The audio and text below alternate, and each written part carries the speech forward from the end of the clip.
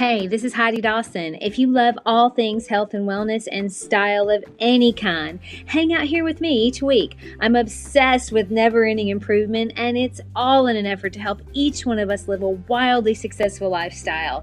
Subscribe today so you don't miss a thing. Hi, guys. Welcome to episode 278 of the Wildly Successful Lifestyle Podcast. It is always so good to be with you. Thank you for being here. Thank you for listening. Thank you for subscribing and sharing and giving me 5-star reviews if you love them. Thank you for everything. I appreciate you. Okay, so lately I've been really trying to notice when my thoughts are causing me problems.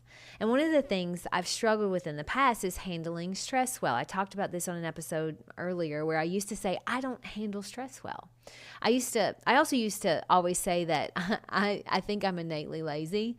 I don't say that anymore, but I caught myself thinking the other day that maybe I have a low tolerance to stress and long hours, and it's hereditary because my dad doesn't handle stress and long hours well, and neither did my grandmother. Isn't that interesting how our brain works? We just assume that something is true about us because we're thinking it, and also because someone else in our family may struggle with it. So that must be our problem too.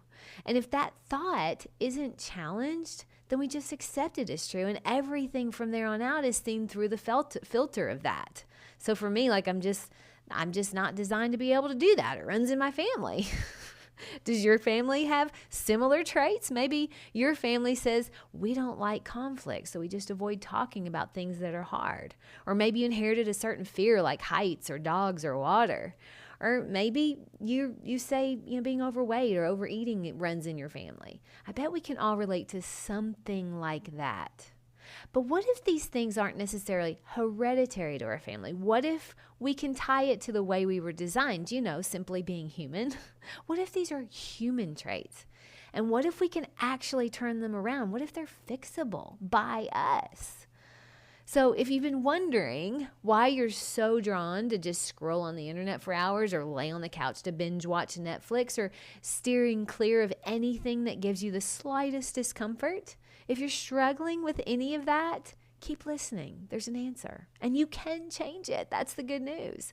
Our brain is a powerful computer. What you put in is what you're going to get out. And we're learning how true that is. And this isn't just limited to what we eat or watch. It also includes how we talk to ourselves and what we think about. And also our family dynamic growing up plays a role in it too. The quality of our life is directly linked to the quality of our thoughts. But thoughts are simply just sentences in our brain. You do not have to believe every silly, negative, punishing thought that your brain throws at you. Recently, Brooke Castillo on the Life Coach School podcast, episode 439, it was so good, but she talked about this brain, the brain and how it works. She really reinforced some things for me in a very clear way about our brain. There are two main parts of our brain, and our primitive brain and our prefrontal cortex. Now, do not zone out, do not press pause, do not turn me off. Just because I bring up parts of the brain, trust me, hear me out. It gets really good and you're going to be able to use it, okay?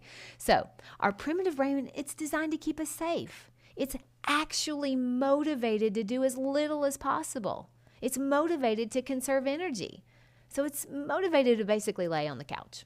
It's motivated to avoid pain and seek pleasure. Think of the primitive brain as short-term pleasure like cookies, sex, alcohol. The prefrontal cortex, that's the intelligent brain, where planning and good judgment comes from. Think of the prefrontal cortex as long-term pleasure, like career success, goal accomplishment, planning and executing your workout, that sort of thing. So if you're trying to create something with your life that's out of your comfort zone, you're going to be working literally against your primitive brain the entire time. This is mind-blowing for me. I'm going to tell you why in a minute. But first, the good news is your intelligent part of your brain, it can actually manage the primitive brain. The best news of all, you're in charge of both. I'm going to give you a firsthand experience for myself. I was in bed the other night, and my friend had told me earlier at dinner that there was some sort of announcement by FedEx about the negative effects the economy was having on their company. Now, both of our husbands work for FedEx, so that's not great news, of course. But now I know that getting on Twitter before I go to sleep is a big no-no for me. because it just wreaks havoc on my night. But my primitive brain was like, we have to know what's going on. You have to pull up Twitter to get all the details. Right now, it's for your own good. It's for my own good. I literally laughed and said out loud, no, we are not getting on Twitter right before bed. It actually wreaks havoc on our sleep. So no, primitive brain, I'm in control and we're not getting on Twitter. I'm going to read my book for a chapter and then turn the lights out. And that's exactly what I did. You see, I recognized that my primitive brain was trying to get me to do something that wouldn't be good long term, but it would satisfy my curiosity short term, but it would wreak havoc on my future sleep. And did you notice it even pulled out the "it's for your own good" card? Your primitive brain will try to get you to do things or not do things all day long in the name of taking care of yourself. So, for instance, you've worked hard. You deserve that drink even though you said you wouldn't drink during the week. That's the primitive brain. Or, come on, one cookie isn't going to hurt you. Knowing you won't stop at one, that's your primitive brain. One that mine uses all the time is, why are you doing this speech today at Toastmasters? It's not even required. And you spoke last week anyway. Just skip today. Now, since I've been alerted to this, I realize it does it all the time over everything, anything. The primitive brain does not want to feel any pain. And we all know there's going to be pain if you're trying to do something outside of your comfort zone.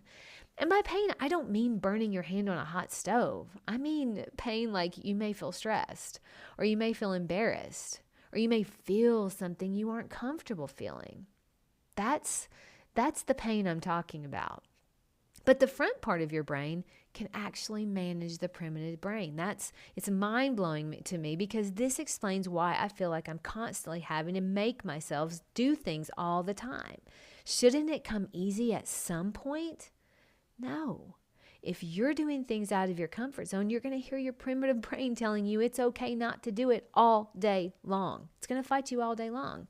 When you understand this, you understand that it's not because you're innately lazy or you just don't handle stress well, and it's not necessarily because it runs in your family.